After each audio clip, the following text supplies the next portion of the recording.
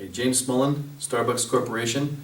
Two black men are arrested on trespassing charges for not purchasing anything within 2 minutes of their arrival to the store, resulting in protest after a viral video. This occurred on April 14th, 2018. Starbucks used mortification and corrective action as their multiple strategies to handle this crisis. These strategies were effective to calm the protest. Though there is some criticism that the training was overkill, both Executive Chairman Howard Schultz and CEO Kevin Johnson responded the following day to accept the blame for the situation. This was definitely the right people to be involved. My hypothetical date for this is on June 1st, 2018, and the crisis briefing is happening the following day on June 2nd. I will focus on bolstering. The company has tried to make significant positive contributions to the neighborhoods they reside. The mission of Starbucks is that of positivity. They have a history of supporting all the diversity we find in this world. They pride themselves of being liberal, progressive, inclusive, and accepting. The target audience is those customers who drink coffee on a daily basis who want to feel safe in their location. Media representatives also hold many of the same anti-bias beliefs as Starbucks, so it is important to remind them of the company's history. I will also use minimization to show that this is an uncommon occurrence for the establishment. Victim-centered tactics will be more convincing. That was my cover letter. Please start the timer now. Thank you, members of the media, for being here. My name is Briefing.Smullin. I'm the Chief PR Officer for Starbucks, and I want to be here with you today to address the situation that happened yesterday. So on June 1st, 2018, in a downtown Philadelphia Starbucks, two black men entered a store.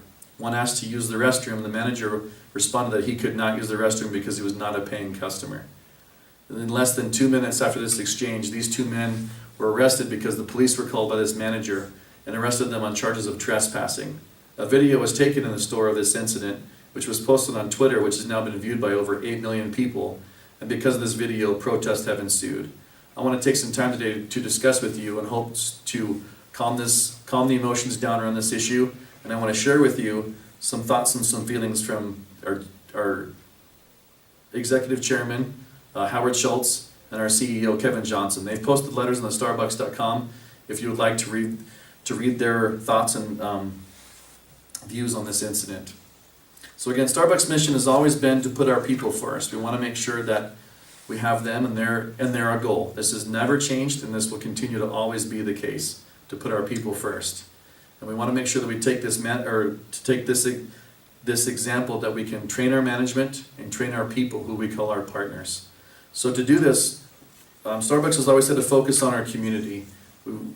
We want to share with you briefly some of the things that we started in our initiative of our transformation agenda back in 2013, which had a full focus on our community, our employees, and our environment.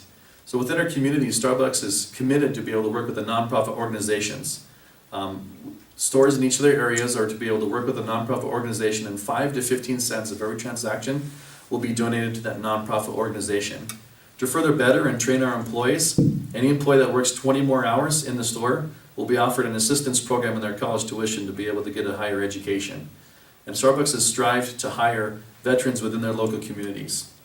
One of these goals was to be able to hire 10,000 veterans by the year 2018. Starbucks was able to achieve this goal in March of 2017, and since then have pledged to hire 25,000 veterans by the year 2025.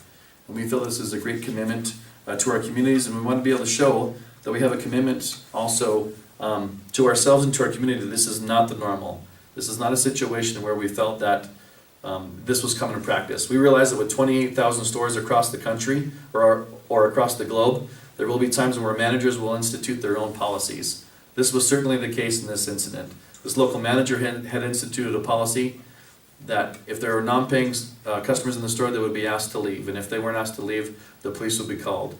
These two men were humble men and did not deserve this.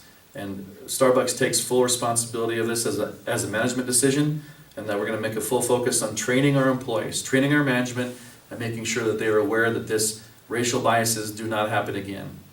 So on June 29th, 2018, Starbucks is committed that our 8,000 stores in the U.S. will be closed for 4 hours to allow the 175,000 partners to be able to see the racial bias training that needs to be in our everyday conversations.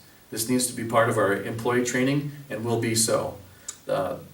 This plan will cost Starbucks tens of millions of dollars, but we realize this isn't a cost. This is actually an investment for our company and for our employees, that we're training and that we're moving forward. And again, to show this is not who we are, but this is who we want to be able to become. Some of your actions may be mixed on this agenda that we've taken. Some of you may feel that 4 hours is not enough, and we realize that this is not enough, but it's the start of our conversation. This is a way in which we can make it, again, in our everyday training with our employees, and that, again, that we're moving forward in this issue. Some of you may feel that Starbucks isn't responsible. Maybe it's just the activities of one man. Well, again, Starbucks takes responsibility of all management issues that happens within their store. Some of you may think this is too little or too late. But regardless of your criticisms, Howard Schultz has said, discussing racism and discrimination is not easy, and various people have helped us create a learning experience that we hope will be educational, participatory, and make us a better company. I want to be able to conclude in these matters that we have shared with you today, that Starbucks has always strived to be able to inspire and nurture the human spirit. That we have a transformation agenda that's been in place since 2013 that focuses on our communities, our people, and our environment. We wanted to be able to show you again this history is not the normal for us. We're making strides in which we can be better and continue to stay consistent with what we've always done. We've taken responsibility, and these two men have been very humble, and we've done everything that we can to apologize and make amends for this issue. We will continue to invest in our employees and our people and make sure this never happens again. Thank you.